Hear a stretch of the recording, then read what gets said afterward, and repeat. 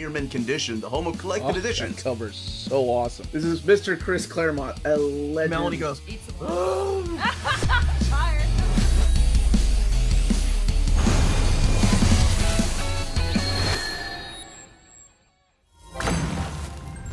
Happy Tuesday, all you Minties. Uncanny Omar here from Near Mint Condition, the home of collected editions. And it is that time of the week where we take an advanced look at all of these collected editions coming out this week from Marvel Comics. So let's go ahead and get started.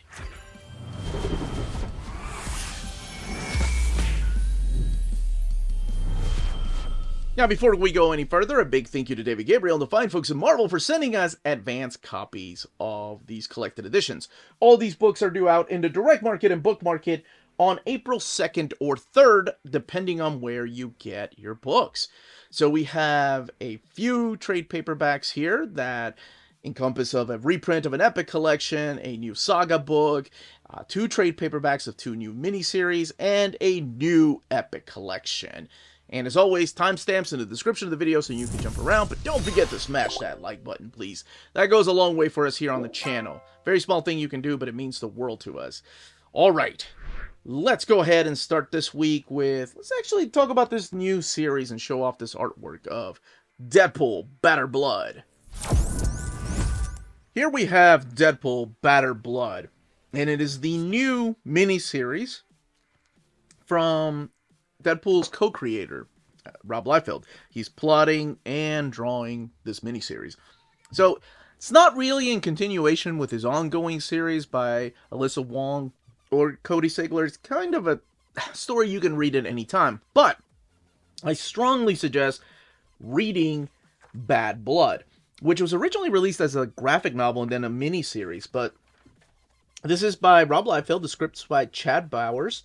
And you have pencils and inks here, like Corey Hampshire and Chance Wolfe, and Shelby Robertson doing some ink assists, J. David Ramos doing the color assist, and Joe Sabino doing the lettering. This gives you a quick little recap as to what's happened previously. And what's happened previously is we've met this character right here. You've met all 3 of these, I assume. They're all part of the Weapon X project. Not really Cable, but he's just involved because, hey, his co-creator wanted him in this book. This is Thumper. And Thumper is a character that knew Wade Wilson in the past. And it was when they were friends, they were younger, and his name was Miles.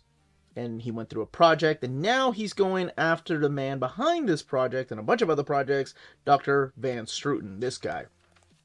However, Cable and Wolverine stop him from killing this guy. But does he really want to kill him, or does he want something else? I love the fact that we're going 90s with the artwork sometimes like this. And actually, the whole book just reminds me of that 90s artwork. And there we go. And I'm not here to criticize Rob Liefeld. Like, you know, there's plenty of other channels for that. I'm here just to show you the artwork, tell you about the story, and you can make up your own mind. And that's what I do with every single one of these books. I myself, though, happen to be a fan of Rob Liefeld. He was my childhood New Mutants, and eventually New Mutants evolved into X-Force. Now, how does Deadpool tie in all this? Like I said, Miles is the character, Thumper, sorry, let's just keep calling him Thumper, because Miles can get a little confusing, especially since we have Miles Morales. Thumper's the character that knew him from his past, and he gets involved because he's now trying to protect Dr. Van Struten, along with Cable and Wolverine, but there's also something else going on in Deadpool that finds him in Madripoor with Tiger, who is now Queen of Madripoor, and a bunch of her henchmen. But one of her henchmen in particular is this guy right there, the guy that he's known from his past, Thumper, who has this interesting, not adamantium type of body, but almost just as strong. And we do have some new creations that jump in this particular book. Not Shatterstar, Shatterstorm. And there's a couple of other characters that appeared through here for the first time. But he does also bring in some older characters that have appeared in the past, in Deadpool's past, and make an appearance here. So there's an all-out battle that happens through this miniseries. This collects all 5 issues of this miniseries, and it has 144 pages, $19.99. Now, all the way in the back, you do have some variant covers, some of them by Rob Liefeld himself, and some of them by other artists. And there you have the layout and the pencils and the inks of certain pages. And then this is an unused page from issue number 2. And that is Deadpool, Batter Blood. Spider-Man India, SEVA is the name of this trade paperback that collects the miniseries. And I think there are some people that probably think, oh, they're doing a Spider-Man India to tie it into the Spider-Verse, because that character was created for the Spider-Verse. And no, he wasn't. That character was actually created for the comic books about, I want to say, almost 20 years ago.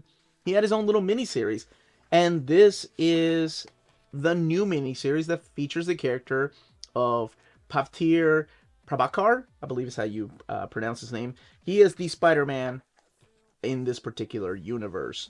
So it does start off with a little aftermath of this latest Spider-Verse story here on Earth 616. But he doesn't stay here very long. You know, they fight off. He helps Miles and Peter fight off against this Mysterio creature. And then we go back to his Earth of 500101. So 5101. I guess that's how you would say it, right? How do they even say it? 50101. Who says it like that? Anyway, so it all takes place in Mumbai, India, where he is the Spider-Man of this world. He has his own version of Aunt May, his own version of Uncle Ben, and then his own version of his villains, of the classic 616 villain. Now, in this world, you're going to see very similar things to the 616 universe, the things that have happened in the past. For example, you have his own Doc, I guess Connors, but this is Dr. Kumar. And Dr. Kumar is doing experiments on lizards, but he doesn't want to test it on himself. He wants to test it on Pavtir and make him into this invulnerable creature. However, things get messed up, and he becomes this world's Earth 50101 lizard. Now, there's other characters that appear through here, and you're going to see a lot of Easter eggs if you're familiar with the 616 universe Spider-Man. But there is one particular character in here that's kind of making problems for this world's Spider-Man, and he's this ruthless businessman who may have more power than just being a good businessman. And this is what the artwork looks like. Let's actually talk about the creators behind this. All of it written by Nikesh Shukla, Abhishek Malsuni doing the pencils for the first 2 issues, and Taram Gyadu doing the pencils for issues 3 through 5. Scott Hanna coming in with inks with Elisabetta D'Amico, with Elisabetta D'Amico doing inks for issues 3 and 5. The color is here, Niraj Menon and D. Kunife, and the letter, Joe Caramagna. So let me just show you a little bit of what issues 3 through 5 look like. Honestly, I think the colors really bring it together, so it looks very similar as far as the art style between the 2 different artists. And this book has 112 pages and retails for $15.99. All the way in the back, you do have variant covers. So some of them in splash and some of them in thumbnail size. And that cover is what they use for here. This front cover. And I will say, most of the time, Spider-Man of 50101 looks like this, like the classic style, but this new costume does appear through here. But don't expect it to be throughout the whole book. I'm just saying, this one kind of looks like the one from the Spider-Verse movie. Deadpool, the saga of Wade Wilson. So we have another saga book, and these saga books are really thick. These saga books are about as thick as, well, Epic collections. So here it is next to an Epic collection right here. You can see just about, I mean, honestly, some of the saga books are thicker than Epic collections. And of course, the same dimensions, the dimensions of a single issue. So this latest saga book, though, happens to be one of Marvel's most popular characters, Wade Wilson, Deadpool. And in here, you're going to find the works of all these people like Joe Kelly and Frank Terry and Brian Posehn and Jerry Duggan, but also artwork from Ed McGuinness and Georges Genti and Steve Harris and the Clan Shalvey and Jim Calafiore and Walter McDaniel, just to name a few of the creators.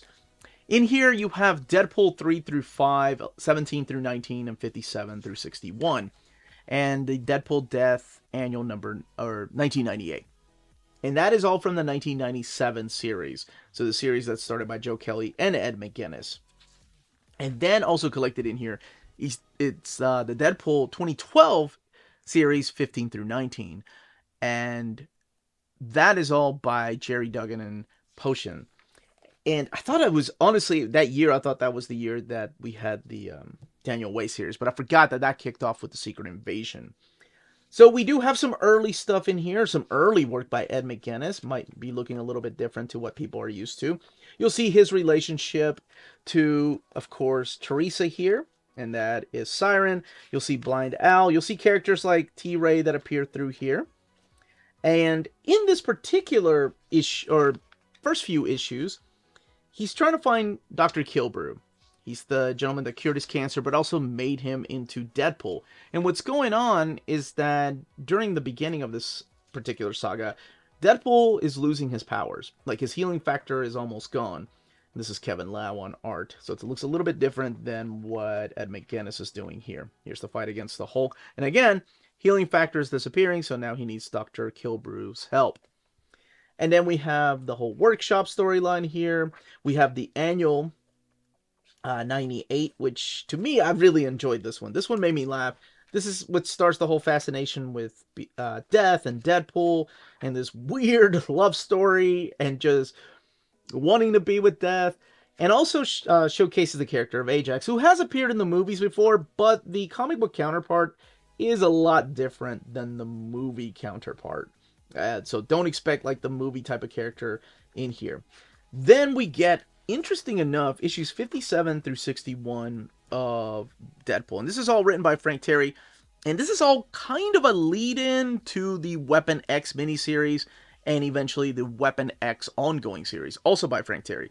So, not to be mistaken with the Weapon X story, the classic Weapon X story that was in the pages of Marvel Comics Presents. But it does feature the characters that appear through the Weapon X series. Oh my gosh. So confusing, I'm sorry. So you have characters like Kane and Miss Marrow and Sauron that all take part of this new Weapon X project. And one of the things that they're doing is they're trying to recruit Deadpool. Now this is when Sabretooth also joined the team. And Sabretooth is still that ruthless bastard, by the way. Just because he's joining a team of Weapon X characters does not make him a good person. I'll just tell you that. Don't expect like, oh, he's like with the X-Men. He's not killing anymore. He's more of a babysitter. No. He's still a ruthless piece of crap. And expect to see a lot of things that will make you upset. So when they're trying to recruit Deadpool, his first mission, by the way, he gets his own Weapon X type of costume. His first mission is to go and kill Vanessa, copycat. Character that has been a part of the Deadpool series since the days of X-Force. Actually, New Mutants, but whatever. Not going to go into detail about that. And, of course, he doesn't want to. So he's conflicted. What does he do? Well, all I can say is you'll find out for yourself. And this is the story back here by Posen and Dugan. And this is the one that is pretty much Deadpool just facing the ghost of his past, along with Captain America and Wolverine, because this is after the whole Weapon Plus retcon found in the pages of Grant Morrison's X-Men. And that is the 3 last issues that are collected in here. And then all the way in the back, you do get some character sketches, mostly by the Clan Chauvet, and then the layouts for the pages right here. So this book retails for $44.99, and it has 416 pages. And it is your reminder of smashing that like button, but also just showing off the spines of all the books that are coming out this week. Alright, let's continue with the overview. X-Men Epic Collection, Volume 1, Children of the Atom. Now, this is the 3rd printing of this Epic Collection. But one thing you're going to notice, or maybe you won't, I don't know, is that they do have a new logo. They used to use the old X-Men logo, or actually the one that was revamped when it became Uncanny X-Men for all the epics, but it looks like with this and then Daredevil, they've gone back to some classic logos. Not sure if you're one of those people that are like, oh, it's a new logo, I gotta get it. The other thing I did notice about this is that it seems like they're using, for the first at least 10 issues, well, no, never mind, sorry. They're still using the old scans, not the new Remasterwork scans. I thought they were using the Remasterwork scans when I was doing a quick comparison, but well, hold on a second. Please ignore the color. Please ignore the tone of the colors because they're using different paper stock. Of course, the Marvel Masterworks are using the thick glossy paper. Over here, we're using the classic paper for the epics. What I'm mainly looking at is the actual inks and finishes on the characters themselves. So actually, let's look over here where we see some more detailed lines. And I want to say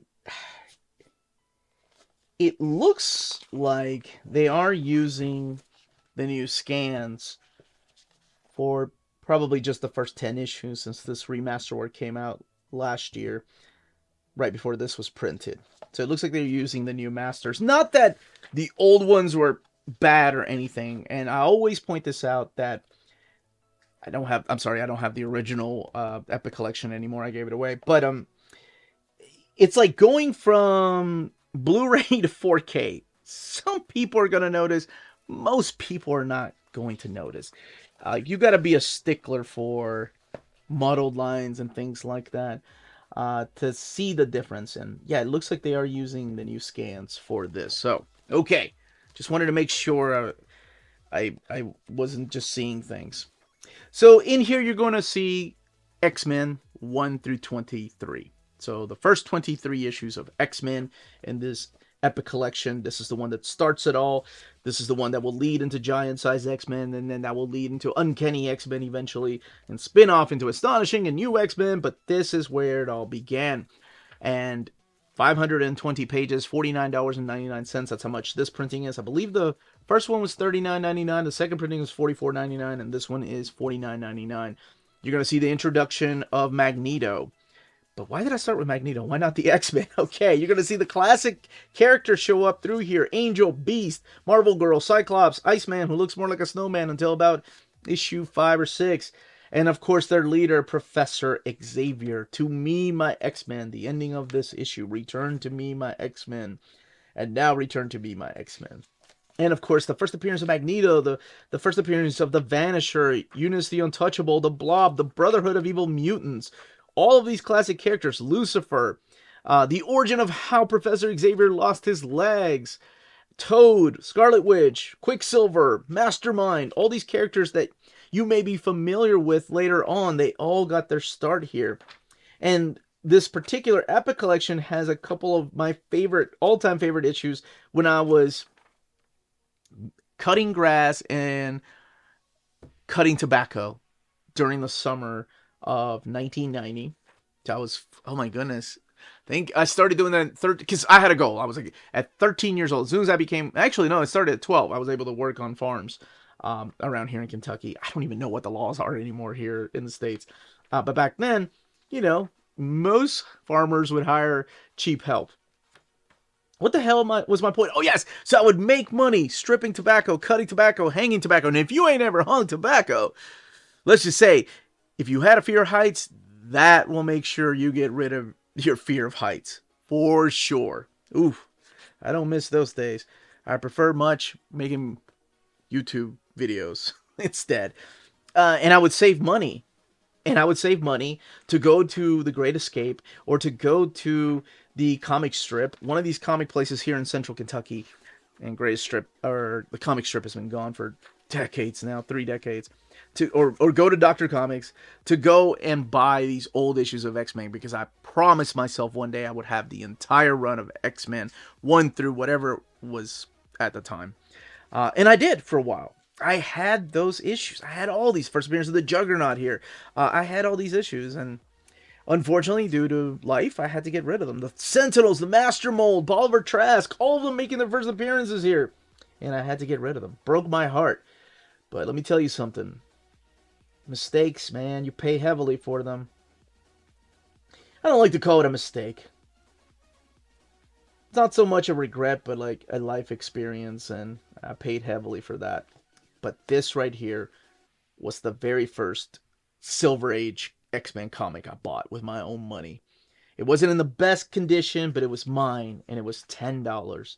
Bought it in the summer of, I think it was 89, 90, I can't remember, one of those summers. And I was like, this is the start. I'm going to go backwards. But instead, I went forward. I went with issue number 18 because it was also not in the best condition, and it was like $5.50. And then I started going back. And then my friend Mike, the first appearance of Angel, had a copy of X-Men number 1.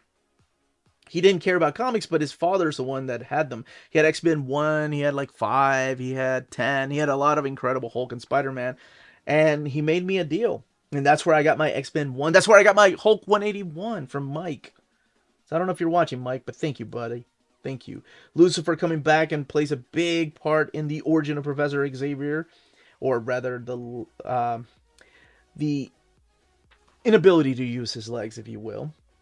And then you have all these wonderful characters like Plant Man playing a big part in this last storyline that's collected in here. And again, going through changes, even like Jean's head, like her headdress. Sometimes she would wear the pointy things on her, like pointy mask. Most of the time you're going to see her like that, though. And you're going to see the team in these particular outfits until the changing of the guard, or until issue 39 when they graduate.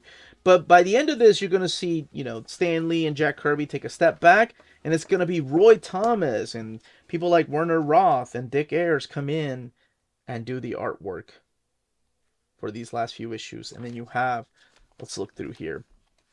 As far as the extras, you have some house ads. Oh, and Kazar and Zabu, Savage Land, all that. Even if you're not a fan of Silver Age comics or reading this stuff, you gotta appreciate the history behind it. And there is a lot of that going on. And the unused cover here by Kirby and Chick Stone. Again, 520 pages, $49.99. Last but certainly not least is the Daredevil Epic Collection. And then this is Volume 7. Which gets a lot of us excited for one particular reason that I'll talk about here in a second. And this is the Concrete Jungle. And collecting issues of Daredevil 133 to 154, and Ghost Rider number 20, and Marvel Premiere 39 and 40 and 43. 528 pages, $49.99. Here are all the wonderful people that worked on this book. Marv Wolfman, Jim Shooter, Roger McKenzie, Tony Isabella, Bill Mantlo, Chris Claremont. And you have art in here by Bob Brown, Gil Kane, Carmine Infantino, John Buscema, Sal Buscema, John Byrne, Jim Mooney, Klaus Janson, Vince Coletta, and colors by Michelle Wolfman, Klaus Janson, and Janice Cohen, and of course your letters, Joe Rosen and Denise Wohl. Just complete legends. And those are just some of the people. And here's the table of contents, what's collected in here, when it came out, the actual month and the year it came out. And kicking it off with Daredevil issue number 133 with Mindwave and the Think Tank. But of course the Jester playing a big part in this long story arc where he wants to frame Matt Murdock for murder. So Matt has to go to trial, Daredevil has to go to trial. And it's a long storyline. And during this time, he's without Karen Page. He's dating a new lady named Heather, this young lady right here, whose father has ties to not Matt Murdock, but Daredevil, and is currently put away right now. And that plays heavily into what happens in this Epic collection. But Torpedo shows up through here. And those issues of the Marvel Premiere 39 and 40 actually feature Torpedo. It's interesting to see that collected in a Daredevil epic. They didn't miss anything, and Torpedo, of course, will play a part later on, or rather the costume, in the pages of the New Warriors in the 90s, known as Turbo. So there is a secret going on with Heather and her father that gets twists and turns throughout this particular collection. And one of the things, even though he's with Heather, one of the things that happens through here is Karen Page. She ends up disappearing through here. Yeah, like I said, the Jester storyline is long. And there's an awesome, badass fight with a bunch of villains that happens later on. This was all Marv Wolfman writing these stories. John Buscema coming in for a couple of issues with Jim Mooney. But the Karen Page disappearance, by the way, even though it's not fully collected, they do have the Ghost Rider 19 couple pages that kind of shows you what's going on with Stuntmaster Karen Page and what she's doing with Johnny Blaze during this time. And then, of course, that character right there, Death's Head, that plays a part in the next issue of Daredevil. And these issues of Daredevil and the issue of Ghost Rider are drawn by John Byrne. Smasher shows up here, but yeah, Karen Page is missing. What the heck is she doing with Johnny Blaze? She has nothing to do except for the fact that she's out in California. Now Daredevil puts everything aside to go and find Karen Page. And this is the issue of Ghost Rider. Again, John Byrne, Don Perlin supplying the inks through here. And Stuntmaster still playing a part in this. Johnny Blaze. And, of course, Daredevil. Wondering what is his girl doing over there. Smasher still trying to fight people. The annual right here. This is the annual number 4. That shows the big rematch with Submariner. Not so much Black Panther. Black Panther actually plays a role in the background, and there is a team up with Daredevil through here against the character of Namor and someone else that I won't spoil. Now, back to our regularly scheduled ongoing series. There's a rematch between Daredevil and Beetle, but also the Gladiator teaming up with Beetle, and Bullseye makes a return through here.